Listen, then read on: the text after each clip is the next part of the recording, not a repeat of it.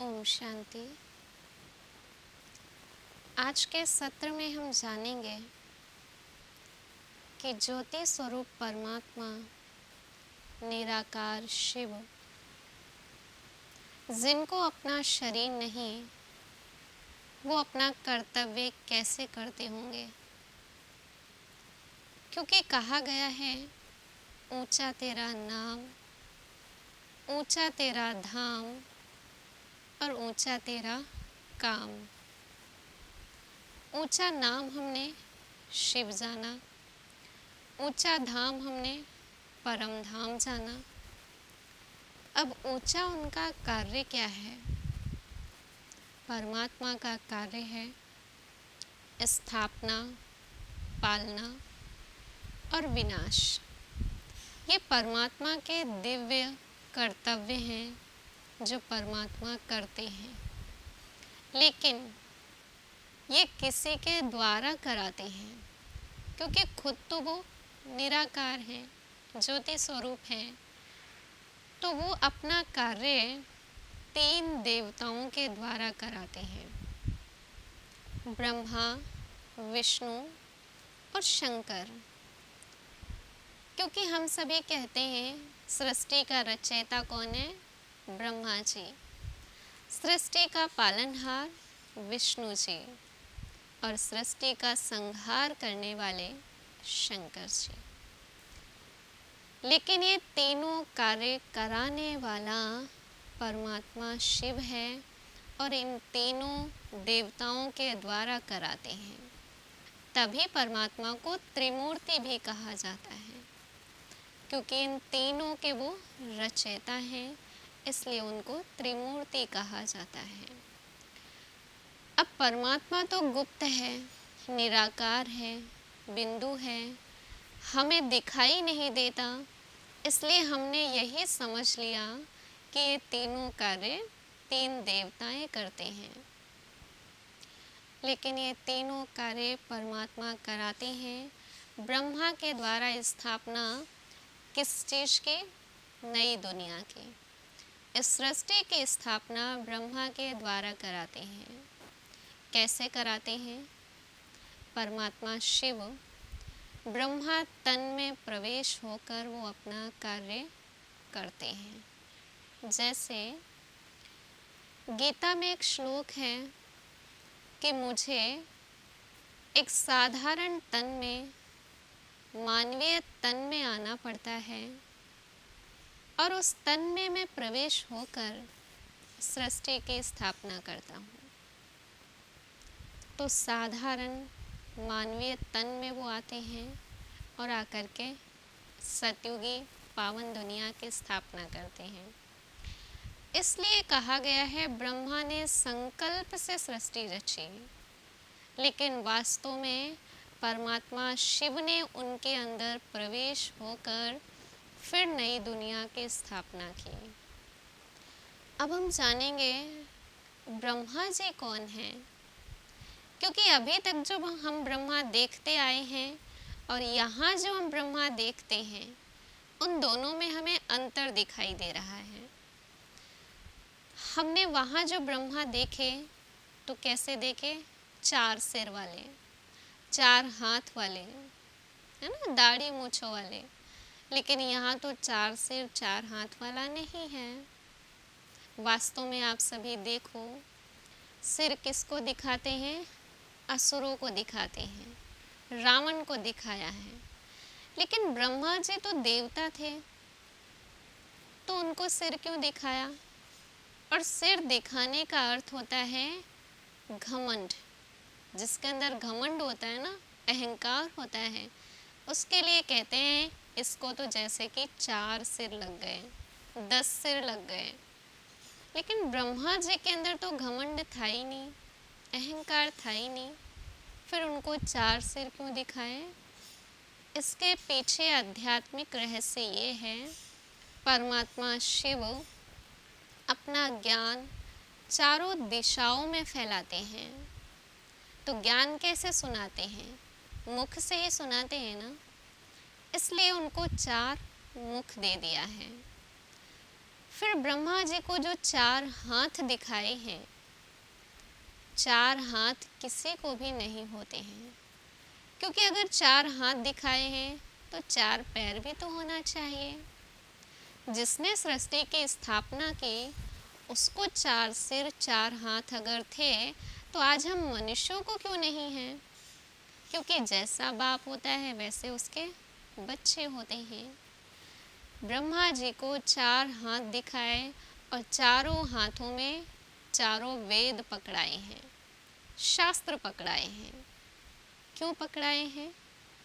वो इसीलिए पकड़ाए हैं, परमात्मा शिव जो अपना ज्ञान चारों दिशाओं में फैलाते हैं, चारों वेदों का, शास्त्रों का ज्ञान भी परमात्मा ब्रह्मा के द्वारा देते हैं, इसलिए उनके हाथों में शास्त्र दिखाए गए हैं।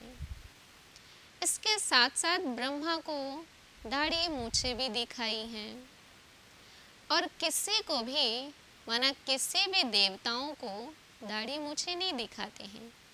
ब्रह्मा को ही दिखाया क्यों?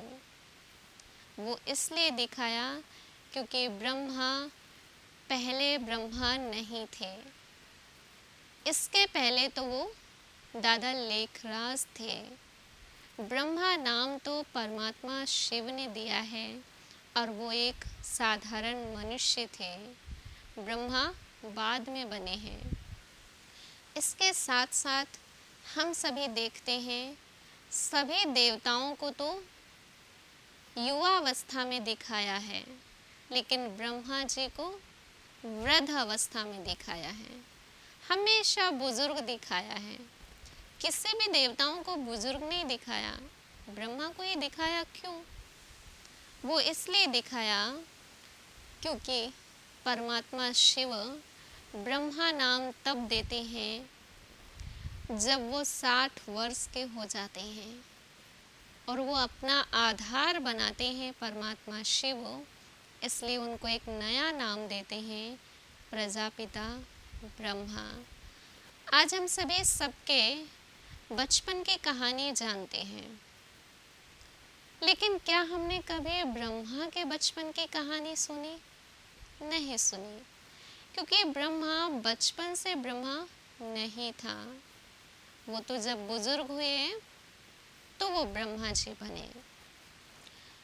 तो कहने का भावार्थ है, परमात्मा शिव इनके अंदर प्रवेश होकर वो अपना कार्य करते हैं स्थापना का।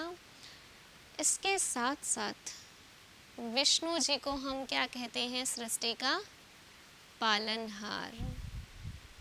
तो सृष्टि का पालनहार विष्णु जी है। विष्णु जी को भी वही चार हाथ दिखाए हैं और चारों हाथों में अलग अलग अलंकार दिए गए हैं। सोचिए, जैसे ब्रह्मा जी को चार हाथ नहीं, चार सिर नहीं होते, तो ठीक उसी प्रकार से विष्णु जी को भी चार हाथ नहीं होते हैं। विष्णु जी को चतुर्भुज दिखाया है। चारों हाथों में चार अलंकार भी पकड़ाए हैं। अब आप खुद सोचिए कि कैसे उन चारों अलंकारों को उन्होंने हमेशा पकड़ के रखा होगा। आज अगर हमें अलंकार तो छोड़ो, ऐसे अगर खड़ा कर दिया जाए तो क्या हम खड़े रह सकते हैं? नहीं। और विष्णु जी के चार अलंकार क्या दिखाए हैं? चक्र, शंख, गदा और कमल। हमने सुना है कि विष्णु जी का चक्र हमेशा चलता रहता था, एक सेकंड के लिए भी नहीं रुका है। वो चक्र हमेशा चलता था। अगर आज हम सभी भी सिर्फ अंगुली ऊपर खड़े हो जाएं, तो क्या हम सभी खड़े रह सकते हैं? बिना चक्र को पकड़े हुए सिर्फ अंगुली ऊपर करके खड़े रहें तो हम भी खड़े नहीं रह सकते हैं। तो इस चक्र के दो नाम हैं, एक तो स्वदर्शन चक्र और दूसरा है सुदर्शन चक्र। विष्णु जी ने चक्र तो चलाया है, 24 घंटे चलाया है, लेकिन हाथ पे नहीं, अपने अंदर का चक्र चलाया है और चक्र से क्या करते हैं, असुरों का गला काटते हैं। तो इस चक्र के जो हमने दो नाम जाने, स्वदर्शन, सुदर्शन। स्वदर्शन का मतलब होता है स्वयं का दर्शन। स्व माना खुद का और दर्शन माना देखना। तो विष्णु जी ने कौन सा चक्र चलाया, हमेशा खुद को देखने का, दूसरों को नहीं देखा। फिर सुदर्शन भी कहा जाता है। सुदर्शन का मतलब है सु माना शुभ और दर्शन माना देखना। तो उन्होंने हमेशा खुद को देखा है, खुद से ही बातें की, खुद के ही बुराइयों पर ध्यान दिया है और उनका गला काटा है। तो हमें भी विष्णु जी की तरह ये चक्र अपने मन में चलाना है। आज हम जो दूसरों को देखते हैं तो भी हम क्या देखते हैं, उनके बुराइयों को, उनकी कमियों को। लेकिन विष्णु जी ने क्या किया, शुभ देखा है, सामने वाले की अच्छाइयों को, विशेषताओं को उन्होंने देखा है। इसलिए उस चक्र का नाम पड़ा सुदर्शन चक्र। और जब उन्होंने खुद की कमियों पे ध्यान दिया, खुद के ऊपर ध्यान दिया, तो उस चक्र का नाम पड़ा स्वदर्शन चक्र। जब हम सभी अपने अंदर का चक्र चलाते हैं तो फिर हमारे अंदर बैठे हुए असुर हमें नजर आते हैं। भस्मासुर, बकासुर, ये सारे हमें नजर आते हैं। भस्मासुर भी कौन है, जो स्वयं को स्वयं ही भस्म कर दे। कहने का मतलब है, आज हमें मालूम है कि ये गलत है, नहीं करना चाहिए, हमें सत्य बोलना चाहिए, झूठ नहीं बोलना चाहिए, हमें पाप नहीं करना चाहिए, हमें मालूम है, लेकिन फिर भी हम सभी वही करते हैं। तो वास्तव में सच्चे सच्चे भस्मासुर कौन हुआ, हम ही हुए, जिसको ज्ञान तो है लेकिन स्वयं ही स्वयं का वो नाश कर रहा है। बकासुर, जो ज़्यादा ही बकबक करते हैं, मतलब नहीं है कोई, लेकिन फिर भी बोलते ही रहते हैं, बोलते ही रहते हैं। तो इस तरह से काफ़ी सारे विकार, ईर्ष्या, घृणा, नफरत, ये सारी चीज़ें जब हमें नज़र आती हैं तभी हम इनको ख़त्म करते हैं। जब हम चेकिंग करेंगे तभी तो हम उसको चेंज कर सकते हैं। अगर हम ध्यान ही नहीं देंगे कि हमारे घर में क्या सड़ रहा है, क्या गल रहा है, तो फिर हम उसको निकालेंगे कैसे। तो हम सभी जो बाह्य चीज़ों को देखते थे, अब हमें हमारे अंदर देखना है कि मुझे क्या परिवर्तन करना है। तो ये चक्र हम सभी को चलाना है। दूसरा, विष्णु जी को अलंकार दिखाया है शंख। शंख के लिए कहते हैं कि उसकी आवाज़ इतनी मधुर है, जो सुनते ही जाओ। आज जो मंदिर में घंटे बजते हैं वो भले हमें ना पसंद आए, लेकिन जब भी शंख बजता है हमें बहुत पसंद आता है और हमेशा कहते हैं कि कहीं शुभ कार्य हो रहा है। जब भी हम शंख की आवाज़ सुनते हैं तो परमात्मा ने बताया, बच्चे, शंख इसलिए हाथ में पकड़ाया है, ये कोई पकड़ने की वस्तु नहीं है, अपने जीवन में इसे धारण करो, अपना मुख शंख के समान बनाओ, इतना मधुर बनाओ जो सबको हमारे शब्द, हमारे बोल अच्छे लगे।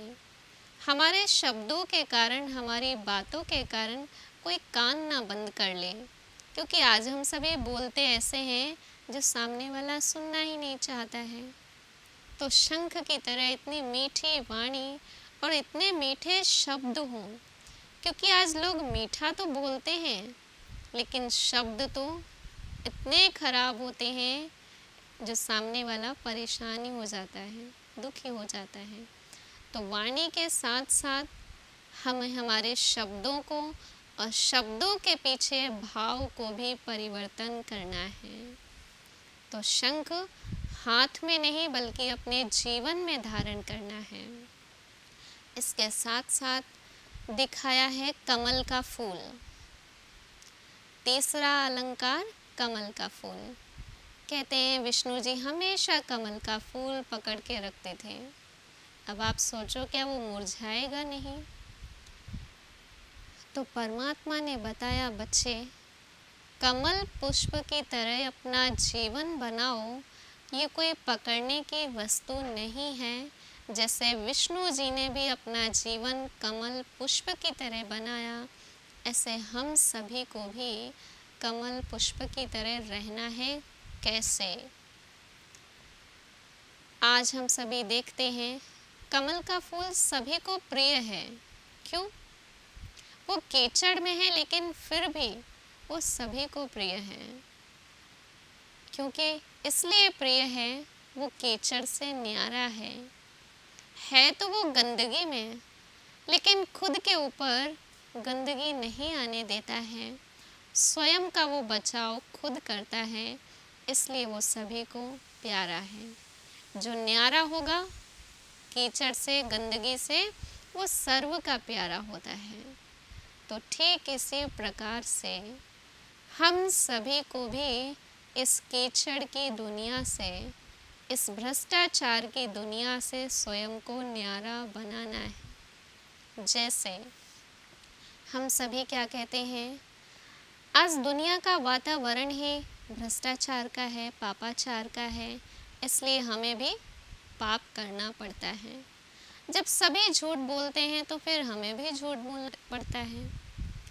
तो यहाँ पर स्वयं को देखो, जब कमल का फूल कीचड़ से दूर रह सकता है तो हम इस पापाचार भ्रष्टाचार रूपी कीचड़ से दूर क्यों नहीं रह सकते? कमल के संबंधी भी हैं, कमल ककड़ी, कमल गट्टे, ये सब कीचड़ में ही हैं और वो इतना कोई प्यारे भी नहीं है क्योंकि वो सब कीचड़ में लिप्त हैं। तो जो कीचड़ से उठेगा वही सर्व का प्यारा बनता है। फिर चौथा अलंकार दिखाया है गदा। हनुमान जी का गदा हमेशा कैसे दिखाते हैं? कंधे पर। और जब वो विजय प्राप्त करके आते थे तो हनुमान जी का फिर गदा नीचे दिखाते हैं। लेकिन हम सभी विष्णु जी के हाथों में जब गदा देखते हैं तो हमेशा नीचे की ओर दिखाया है। क्यों नीचे की ओर गदा कब दिखाते हैं? जब विजय प्राप्त कर लेते हैं।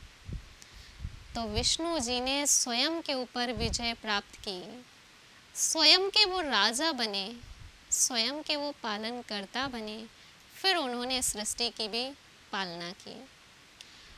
तो हम सभी को भी ये चार अलंकार अपने जीवन में धारण करने हैं। सुदर्शन चक्र फिराना है, शंख की तरह अपना मुख बनाना है, कमल पुष्प की तरह अपना जीवन बनाना है और गदा भी चलानी है। तो कौन सी गदा चलानी है? ज्ञान और योग की चलानी है। क्योंकि जब हमारे अंदर ज्ञान होगा कि कौन सी बुराई है, कौन सी अच्छाई है, सबसे पहले तो हमें ये ज्ञान चाहिए, क्योंकि आज हमें हमारी ही कमियां नज़र नहीं आती हैं। फिर जब ज्ञान हो जाता है ये बुराई है, ये कमी है, तो फिर उसको योग के द्वारा हमें ख़त्म करना है। तो ज्ञान भी चाहिए, योग भी चाहिए। योग से हमें शक्ति मिलती है, पावर मिलती है, जिससे हम अपने अंदर बुराइयों को ख़त्म करते हैं। तो ये ज्ञान योग का गदा हम सभी को चलाना है। और अगर ये चार चीज़ें हम अपने जीवन में धारण करते हैं तो हमें फ़ायदा भी होगा। जैसे अगर हम अपने मन में चक्र फिराएंगे तो हमारा मन शांत होगा, शक्तिशाली होगा, हमारे मन की शुद्धता बढ़ेगी। और जब मन हमारा पवित्र हो जाता है तो हमें दुनिया में दुख भी सुख में नज़र आता है। और मन ही हमारा पवित्र होता है तो कितनी बड़ी भी खुशी हमारे जीवन में आ जाए, लेकिन फिर भी खुशी हमें वो खुशी नहीं लगती है।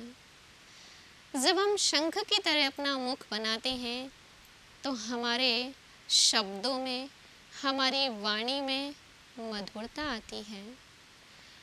जब हम सभी अपना जीवन कमल पुष्प की तरह बना लेते हैं तो हमारे संबंधों में मधुरता आती है, संबंध हमारे श्रेष्ठ पवित्र बनते हैं।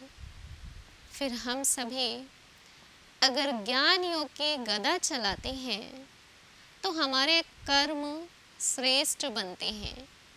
तो ये चारों अलंकारों को धारण करने से 4 चीज़ों की हमें प्राप्ति होती है। हमें हमारे संबंधों में मधुरता, प्यार मिलता है। ज्ञान योग की गदा चलाने से हमारे कर्म श्रेष्ठ होते हैं, वाणी मधुर बनती है, मन की पवित्रता बढ़ती है। तो इन सारी चीज़ों की प्राप्ति के लिए हमें 4 अलंकार धारण करना है। फिर हम सभी देखते हैं विष्णु का अर्थ क्या है। विष्णु, विष का मतलब होता है बुराइयाँ, विकार। जिसके अंदर विष नहीं है, नो का मतलब नहीं, तो जिसके अंदर ये विष नहीं है, बुराइयाँ नहीं है, वही है विष्णु। तो हम सभी जब इन बुराइयों को ख़त्म करते हैं तो हम भी विष्णु की तरह शुद्ध पवित्र बन जाते हैं। फिर परमात्मा का तीसरा कार्य विनाश। ब्रह्मा के द्वारा स्थापना, विष्णु के द्वारा पालना, शंकर के द्वारा विनाश।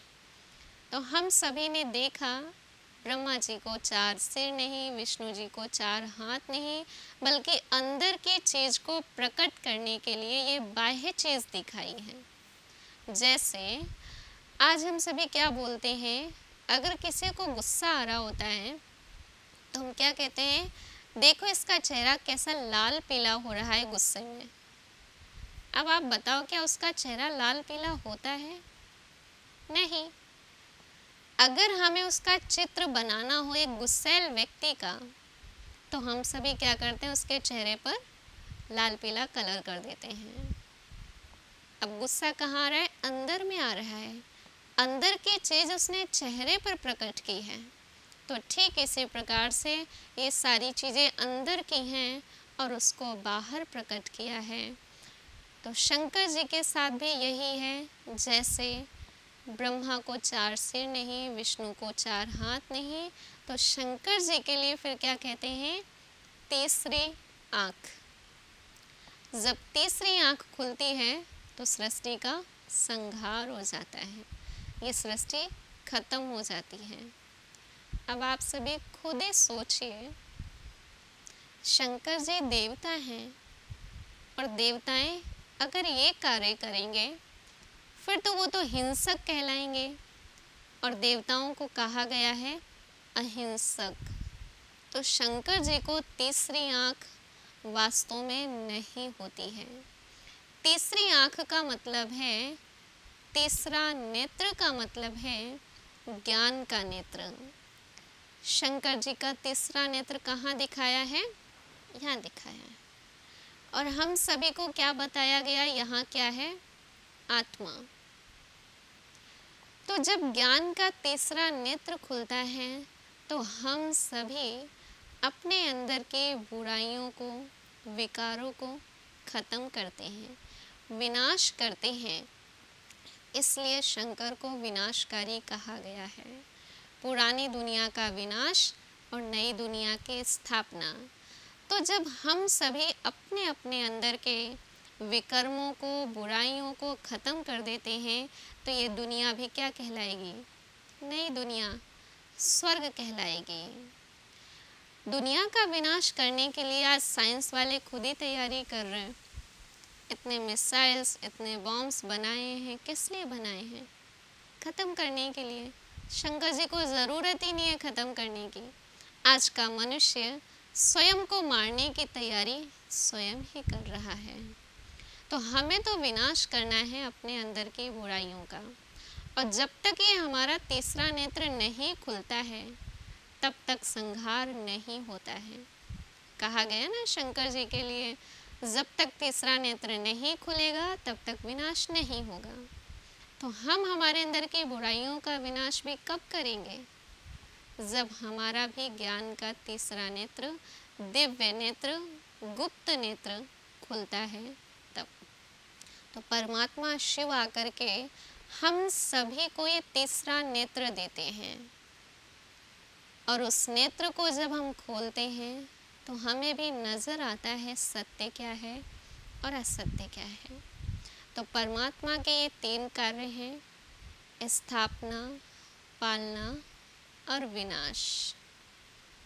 अब हम सभी स्वयं के अंदर भी स्थापना, पालना, विनाश करना है। स्थापना हमें हमारे अंदर सद्गुणों की करनी है, अच्छाइयों की करनी है, और जिन सद्गुणों को हम अपने जीवन में धारण करते हैं उनकी हमें पालना भी करनी है। देखना है, जैसे हम कोई भी पेड़ लगाते हैं तो फिर हम क्या करते हैं, उसके अंदर जो कचरा है, सूखे पत्ते हैं, वो हम निकालते हैं, खाद पानी भी उसको देते हैं। तो ठीक इसी प्रकार से जिस सद्गुण को हम अपने जीवन में धारण करते हैं, बार बार उसको चेक भी करना है कि कहाँ तक ये हमारे अंदर आया है, कहीं दूसरा विकार तो, दूसरी बुराई तो नहीं आ गई, कोई खरपतवार तो नहीं आ गई। तो ये हमें चेकिंग करनी है। फिर विनाश दुर्गुणों का करना है, बुराइयों का करना है। तो ये 3 कार्य परमात्मा के साथ साथ हम सभी को भी करना है। अच्छा, ओम शांति। ओम शांति। कुछ पल के लिए स्वयं को इस देह के संबंधों से, देह की दुनिया से, हर जगह से अपने मन और बुद्धि को हटा लें और स्वयं को एक ज्योति स्वरूप आत्मा महसूस करें। मैं प्रकाश पुंज आत्मा हूँ। मैं आत्मा पवित्र स्वरूप आत्मा हूँ। पवित्रता मेरा स्वधर्म है। पवित्रता मेरा स्वभाव है। पवित्रता मेरी शक्ति है। पवित्रता के सागर परमात्मा की संतान हूँ। महसूस करें, मैं पवित्र आत्मा कुछ पल के लिए मन और बुद्धि के द्वारा मस्तक के बीच से निकलकर अपने पवित्र धाम, परम धाम में आ चुकी हूँ। देखें स्वयं को पवित्रता के सागर शिव बाबा के सम्मुख हूँ।